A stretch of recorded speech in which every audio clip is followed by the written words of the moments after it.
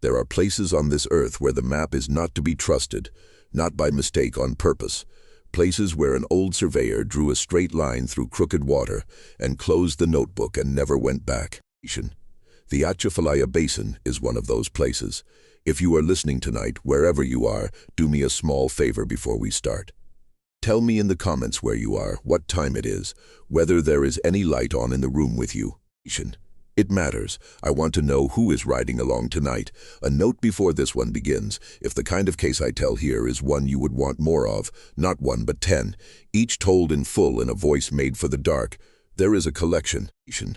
What the Mountain keeps 10 files from 10 counties, 5 states, 1893 to 1955. Every one of them walked up into easy-looking ground, and everyone signed off by the law with the wrong word. 10 hours to sit with in the dark, start to finish. The link is in the description and pinned at the top of the comments. Now then, this is the story of a Cajun trapper named Adelard Trantra and a piece of water called Bayou Perdu in the fall of 1919. Adelard was 51 years old that autumn. Born on a stilt cabin at the edge of the basin in the year 1868 to a family that had run the same lines of water for 4 generations before him. He was thin, sun-cured, with a face that looked like a piece of driftwood somebody had carved a man into and left out in the rain. 6 feet in his boots, though he stood a little bent from years of leaning over the front of a pirogue.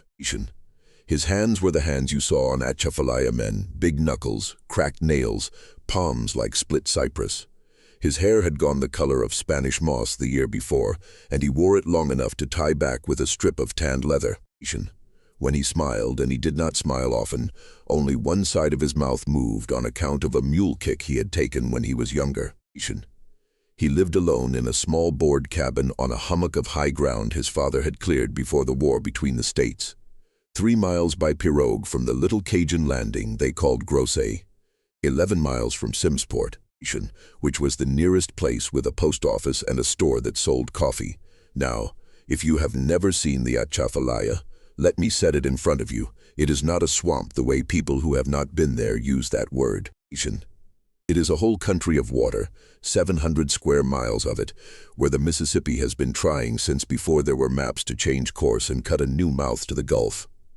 Cypress trees stand in it like drowned pillars, some of them 1,000 years old, their knees crowding up out of the black water. Spanish moss hangs down so thick in places you have to lift it aside like a curtain to see the next bend of the channel. In the summer, the heat is a living thing.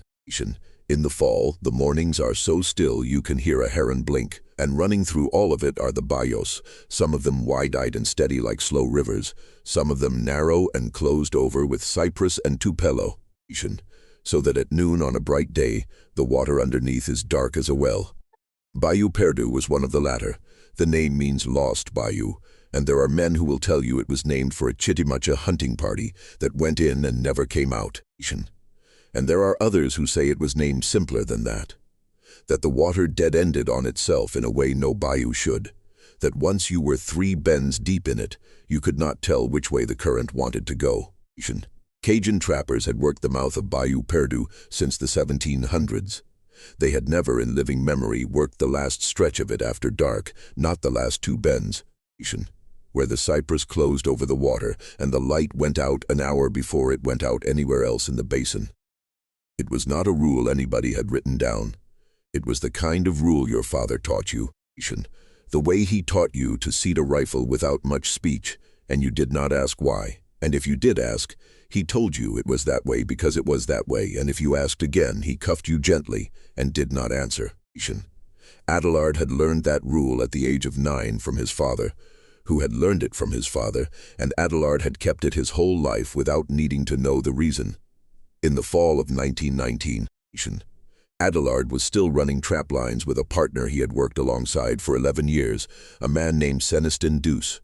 So Sennon was 43 years old that autumn, broad through the shoulders, black-haired with a laugh that carried across the water for half a mile, and a habit of chewing the end of a cypress twig when he was thinking.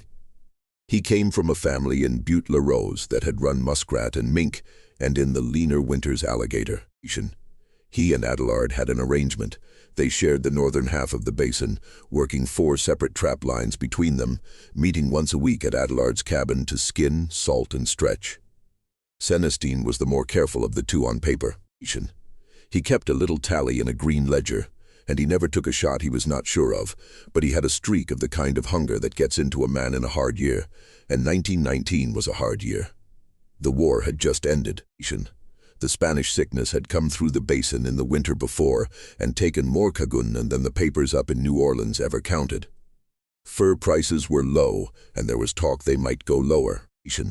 So Sennon had a widowed mother in Butte La Rose he sent money to every month and a piece of land he was trying to keep out of the bank's hands. On the last Saturday of October, Sennon came over to Adelard's cabin in the late afternoon, and the two of them sat on the porch with coffee, and Sennon asked a thing he had never asked before. He asked whether Adelard would help him run a fresh line up into Bayou Perdu, the last stretch, where the cypress closed over, where nobody had trapped in the memory of anybody living. Adelard did not answer right away. He drank his coffee. He watched a wood duck steer 3 ducklings behind it into the reeds. Then he said in French that they would not do that.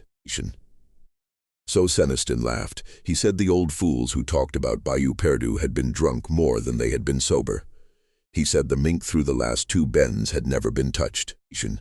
He said in 1 clean week they could take enough pelts to make a whole winter's fur run and be done. Adelard said no again, and so Sennon let it lie for that afternoon. But he brought it up the next Saturday and the Saturday after. Every visit softer, more reasoned, and every time Adelard shook his head and changed the subject. Now the first strange thing happened on the 3rd Tuesday of November. It was a cool evening, a little wind out of the north, and Adelard was checking his last trap of the day on a channel called Patitas that runs east off of Bayou Perdu but never enters it. He was in his pirogue. He had 1 lantern unlit.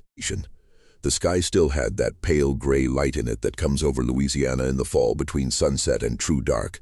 It is the color of an oyster shell. It lasts about 11 minutes. He was leaning down to check the trap when he heard from further west from up the direction of the last bend of Bayou Perdu a slow tapping. 3 even taps. Wait, 3 more. He did not straighten up right away. He listened. The taps came again. They were not the sound of a woodpecker. Woodpeckers do not tap in 3s with 3 seconds between them, and they do not tap at that speed. It was the sound of a knuckle on a piece of hollow wood, as if a man were leaning against a cypress and knocking twice, thrice to see if anybody would answer. Adelard did not answer. He stayed bent over the trap, 1 hand on it, the other on the gunwale, and he waited until the taps stopped. When they stopped, they did not fade. They just quit. Between 1-3 and the next silence, he straightened up slow. He looked west. He could not see the last bend of Bayou Perdu from where he was. The cypresses hid it. There was no movement in the reeds, no shape between the trunks. He rode home. He did not light his lantern, though the last of the shell-colored light bled out of the sky before he tied up at his own landing.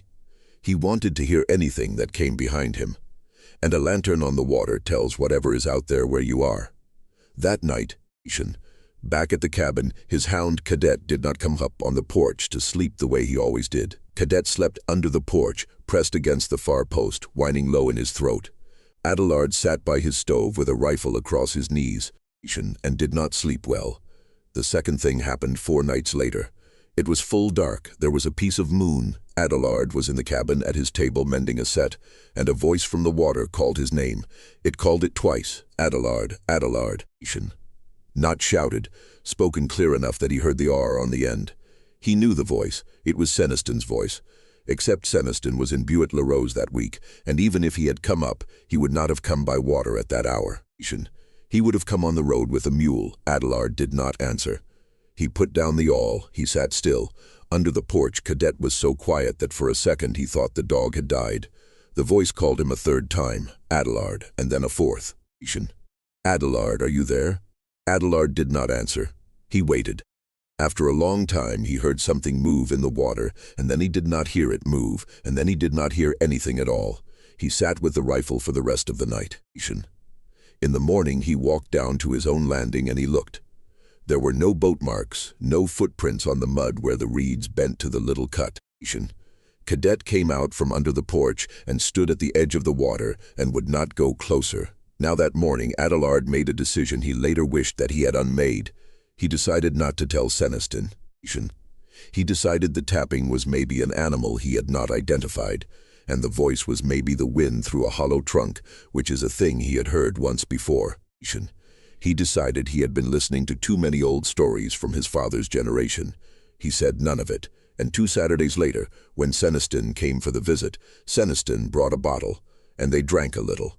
And so Sennon said again, easy as sitting down, that he was going to go run a short line in the last stretch of Bayou Perdu, 2 days, 1 night on the water.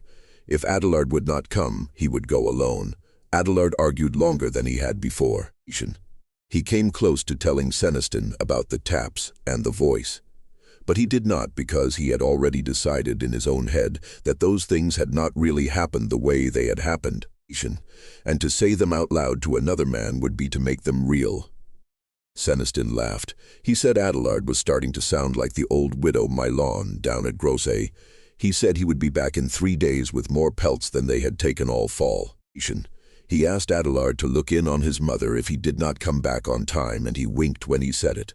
He left before dawn on a Monday morning. He did not come back Wednesday. He did not come back Thursday. Adelard went out looking on Friday. He took Cadet.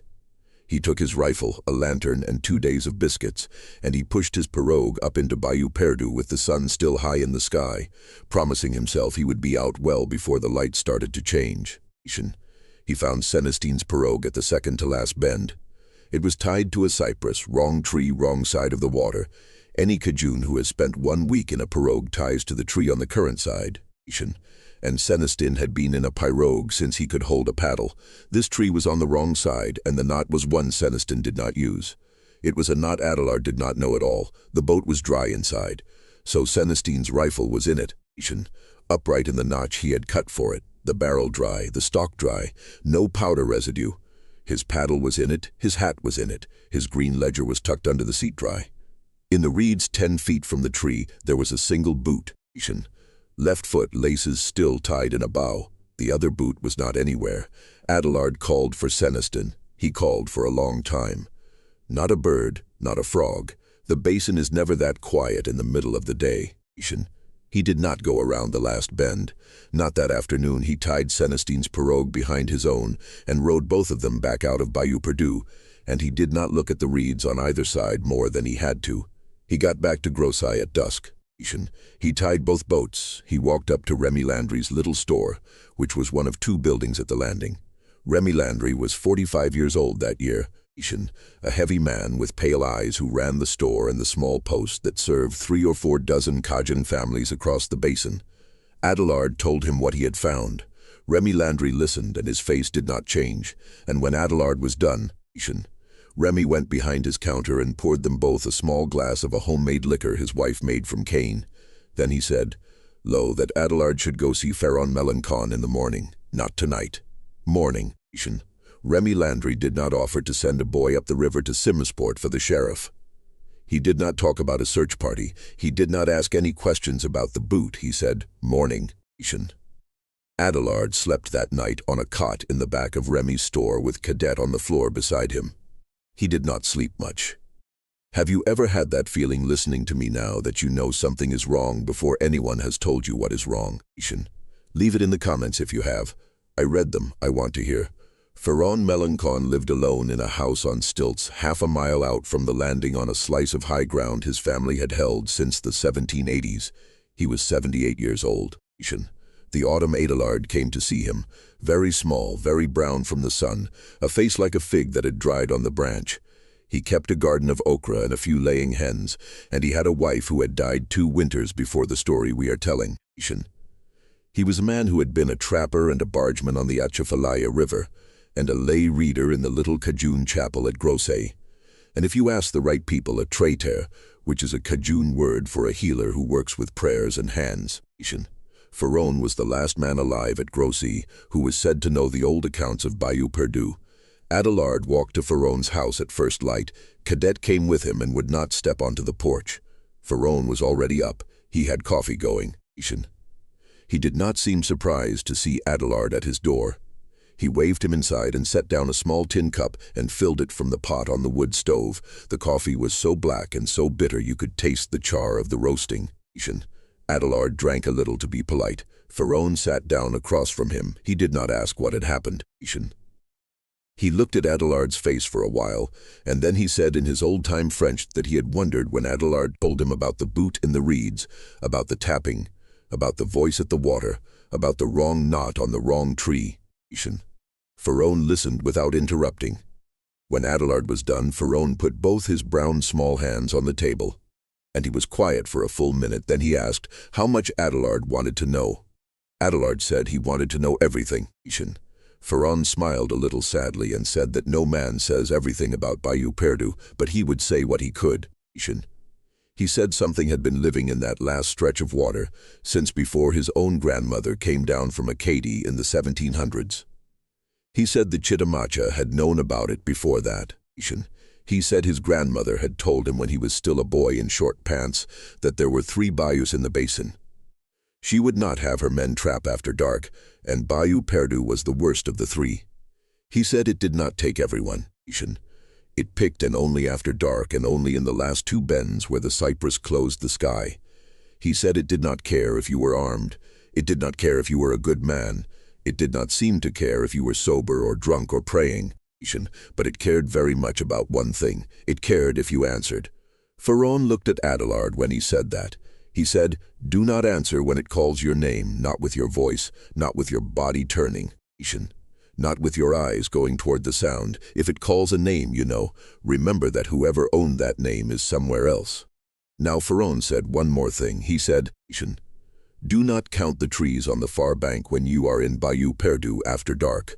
There are always more than there were, and the extra ones are looking back." Adelard sat with that for a while. He asked quietly whether Ferron himself had ever seen it. Ferron said he had once in the year 1881, when he was 40. He had a younger brother named Isidore, 28, who had gone missing the same way Sennon had gone missing. Boat tied wrong. 1 boot in the reeds. Ferron had gone in after him at dusk with an old Enfield rifle and a lantern. Ferron said without any change in his voice that he had not fired the rifle. He said he had rode back out of Bayou Perdu after seeing something at the base of a cypress at the last bend, and he had never gone back in his life.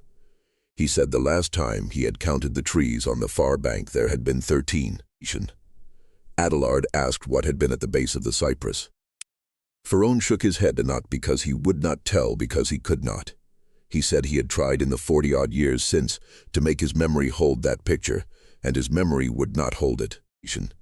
He said what stayed with him was the wrongness of the shape, and the fact that it had turned its head without turning its body, and that after he was rowing away he had understood without being told that it had let him go, that it could have chosen otherwise, and that this was worse than if it had come after him. A breath here before what comes next. If this is the kind of case you would want to sit with in the dark, not just hear it once, but keep it. There is a collection I put together with the people at Forbidden Unresolved Stories. What the Mountain Keeps.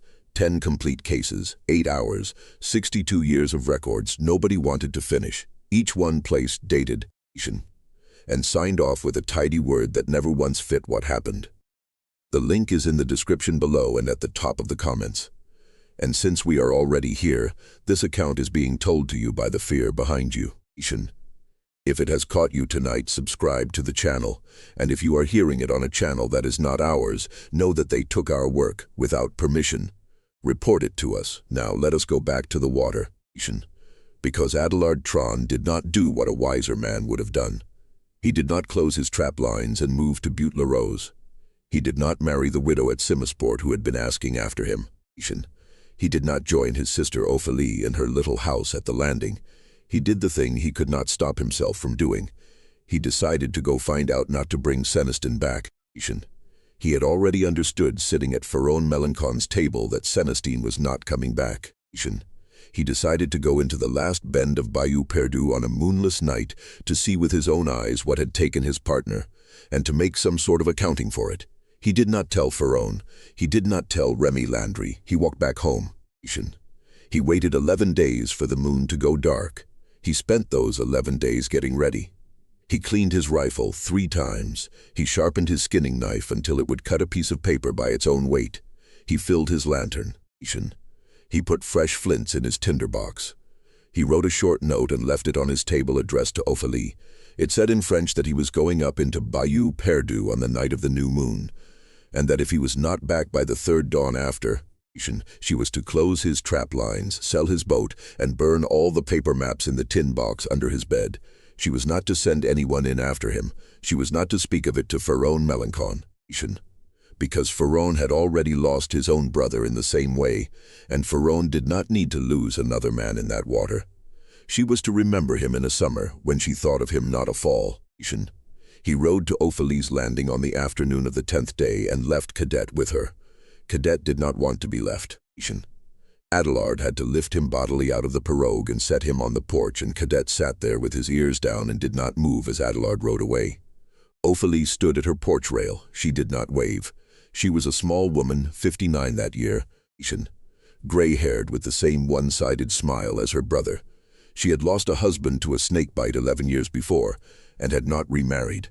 She had a way of looking at a man that told him she had seen him for what he was.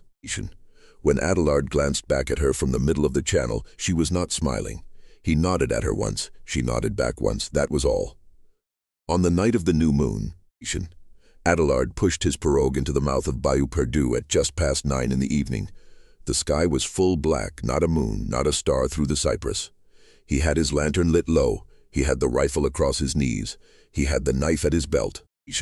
He had his father's small silver crucifix, which he had not worn since he was a boy, on a leather cord around his neck.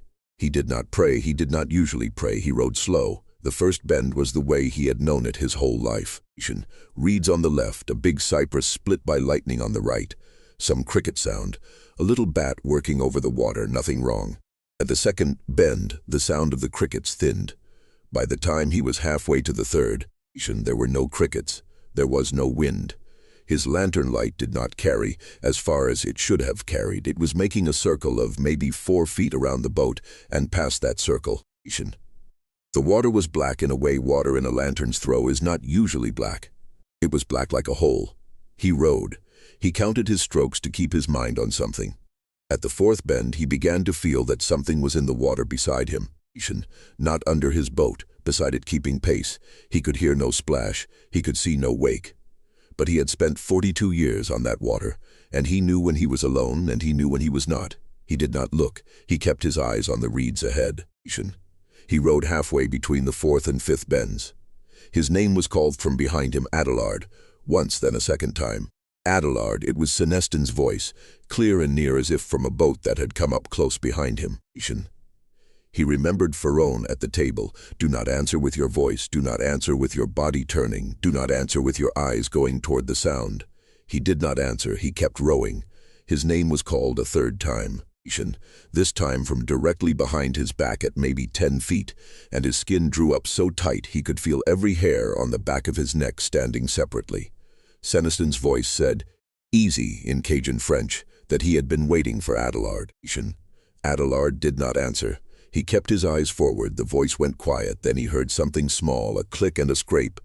It was the sound of a rifle being cocked.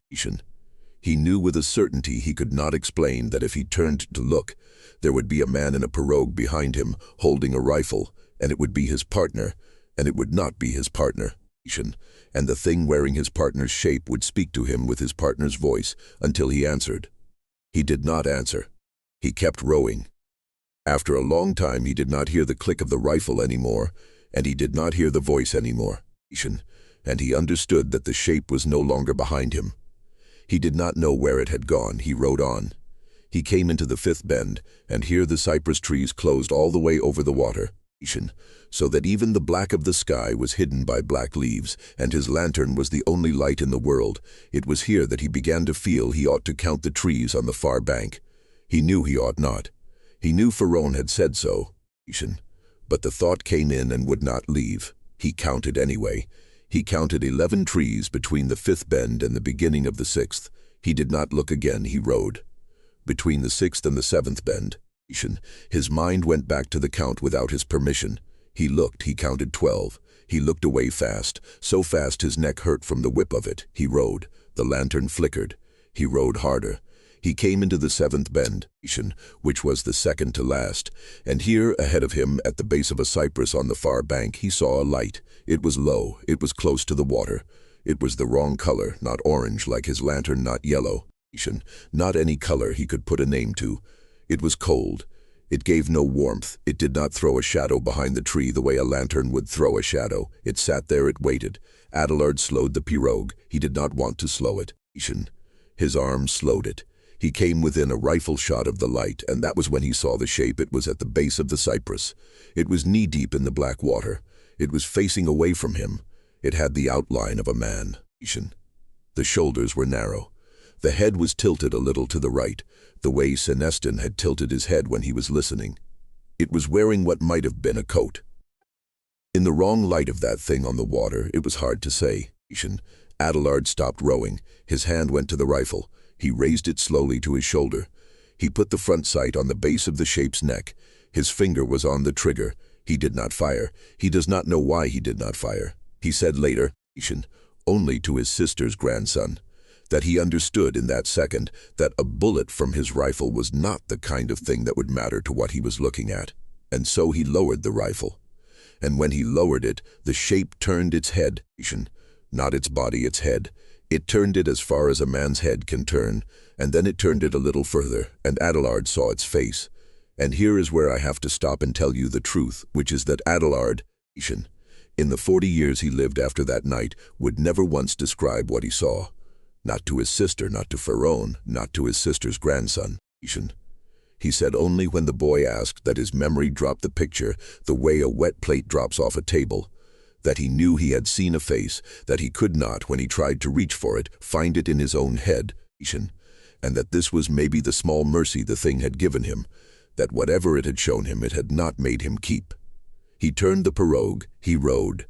He did not look back at the light until he was almost around the 7th bend. When he did look, the light was gone. The shape was gone. The cypress was where it had been, ordinary. He came out of Bayou Perdu at the second dawn. He was so tired his hands had bled onto the paddle. His father's crucifix was still around his neck. His rifle had not been fired. His lantern had gone out somewhere between the 6th bend and the mouth, and he had not noticed. Pharaoh Melancon was on his own porch when Adelard passed the landing. Pharaoh did not wave. He did not call out. He just watched the pirogue go by. When Adelard glanced up, Pharaoh nodded once the way Ophélie had nodded. That was all. Adelard tied up at his own landing. He walked up to his cabin. He fell asleep in his clothes and slept for most of 2 days. When he woke, he took the note he had left on the table, addressed to Ophélie, and he put it in the stove. He rode to Ophélie's landing and got his hound. Cadet came out to him and licked his hand and would not leave his side for a month. He closed his trap lines in the northern half of the basin. He never worked Bayou Perdu again in his life. Not the mouth, not the first bend. He kept a small line down in the southern basin where the water is wide and the cypress does not close, and he ran it alone for the rest of his working years. He never took another partner. He lived until 1959. He was 91 years old when he died, which is a long life for a man who spent it on the water. He did not tell the story to anyone, not for a long time, not to Remy Landry, who lived until 1942 and always asked in his own careful way whether Adelard was well, not to Ophélie, who lived until 1954 and died of a fever without ever asking her brother a direct question about that autumn. He told it once at the very end of his life to his sister's grandson, a young man of 24 named Marius, who had come down from Baton Rouge to sit with the old man in his last week. He told it in Cajun French, slow over the course of 2 evenings with the door open onto the black water. Marius wrote it down in a school notebook that night. He gave the notebook after Adelard died to a lay reader at the little Cajun chapel, who gave it to a priest, who gave it to a folklorist, who was doing a study of Louisiana water stories in the mid-60s. The folklorist put the notebook in a wooden box with about 200 other pieces of paper and left it in the basement of a university library in Baton Rouge, where a jambalaya spill from a departmental Christmas party in 1971 stained the corner of it. The notebook is still there. The story has to come to us the long way. Because there is one thing Adelard told Marius that I have not told you yet. He told the boy that every autumn for 40 years after that night, he heard his name from the water. Not every night, not on any pattern. Once, sometimes twice, in the cold weeks between the end of October and the first frost of December. It's always Seneston's voice, always saying easy that it had been waiting.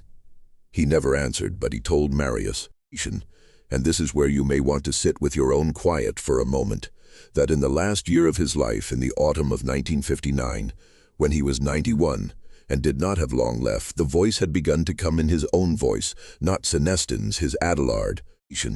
Are you there? And he said to Marius that he thought about answering because it had been so many years, because he was tired, because the thing had waited a long time. He did not answer. He died 3 days later in his own bed of the kind of death an old man dies of quietly. His body was found by Ophélie's grandson, the same Marius, on a Tuesday morning. There was no one else in the house. The door was closed. His hound was on the floor beside him. The window over the water was open. It was not the season for open windows. And you listening to me tonight, do you believe there are places on this earth that the map has to lie about? Leave it in the comments. I want to hear if you know a story like this, a stretch of water where a rule got passed down without a reason. Share it with us. It could be the next one I tell, and stay with me for the next account. Until then,